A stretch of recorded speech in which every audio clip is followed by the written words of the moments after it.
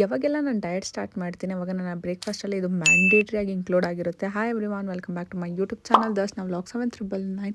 ನನ್ನ ಡೈಲಿ ರೋಟೀನಲ್ಲಿ ಕೋಟಾಲ್ನ ನೋಡಿ ನೋಡಿ ನಿಮಗೆ ಬೋರ್ ಆಗಿರುತ್ತಲ್ಲ, ಇವಾಗ ಎಲ್ಲರಿಗೂ ಗೊತ್ತಿರುತ್ತೆ ಯಾವ ಕೋಟಾಲ್ ಏನು ಅನ್ನೋದು.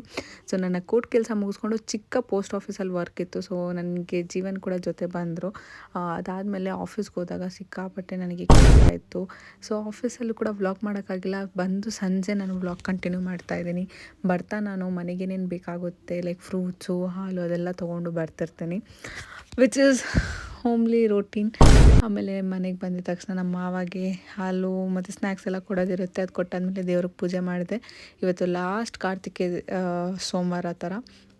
ಆ್ಯಂಡ್ ನನ್ನ ಡಿನ್ನರ್ಗೆ ಇಡ್ಲಿ, ಇತ್ತಕ್ಕೆ ಬೇಳೆ ಸಾರು. This is my favourite combination. ಅದಾದಮೇಲೆ ನಾನು ಎಡಿಟಿಂಗ್ ಕೂತ್ಕೊಂಡೆ, ವಾಯ್ಸ್ ಓವರ್ ಹಾಕ್ತೇನೆ. ಬಿಕಾಸ್ ಪ್ರತಿಯೊಂದು ವ್ಲಾಗಲ್ಲೂ ಕೂಡ ನಾನು ಹಾಗೆ ಮಾಡೋಕ್ಕಾಗಲ್ಲ. ಸೊ ವಾಯ್ಸ್ ಓವರ್ ಕೊಡ್ತಿದ್ದೆ. ನೈಟು ಎವ್ರಿ ಡೇ ಮ್ಯಾಂಡೇಟ್ರಿಯಾಗಿ ನಾನು ಸ್ಟ್ರೀಟ್ ಡಾಗ್ಸ್ಗೆ ಊಟ ಹಾಕ್ತೀನಿ. ಒಂದು 3-4 ನಾಯಿ ನೀವು ನೋಡಿರ್ತೀರ. ಆ ನಾಯಿಗೆಲ್ಲ ಊಟ ಹಾಕ್ತೀನಿ. ಕನ್ನಡ ಪ್ರಾಕ್ಟೀಸ್ ಮಾಡೋಕ್ಕೆ ಸ್ಟಾರ್ಟ್ ಮಾಡಿದೆ. ಪ್ರಾಕ್ಟೀಸ್ ಮುಗಿದಾದ ಮೇಲೆ ಆ್ಯಸ್ ಯೂಶ್ವಲ್ ಬಿಗ್ ಬಾಸ್ ನೋಡಿಕೊಂಡು ಇನ್ನು ಎಡಿಟಿಂಗ್ ಏನೇನು ಕೆಲಸ ಇದೆಲ್ಲ ಮುಗಿಸ್ಕೊಂಡು ನಾನು ನಿದ್ದೆ ಮಾಡೋಕ್ಕೆ ಹೊರಡ್ತೀನಿ. ಸೊ ಆಲ್ಮೋಸ್ಟ್ 11 o'clock ಒಳಗೆ ನನಗೆಲ್ಲ ಕೆಲಸ ಮುಗಿಸೋಕ್ಕೆ ಟ್ರೈ ಮಾಡ್ತೀನಿ.